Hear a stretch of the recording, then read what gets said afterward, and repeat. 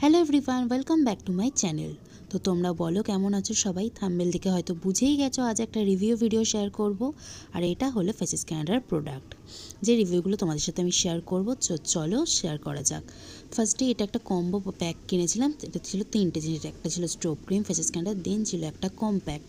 বেশ ভালো, এই কম্প্যাক্টটা আমি অনেক দিন ধরে ইউজ করি। আর এটা ছিল একটা ফাউন্ডেশনটা খুবই ভালো, একটুখানিতে অনেকটা গ্লো করে।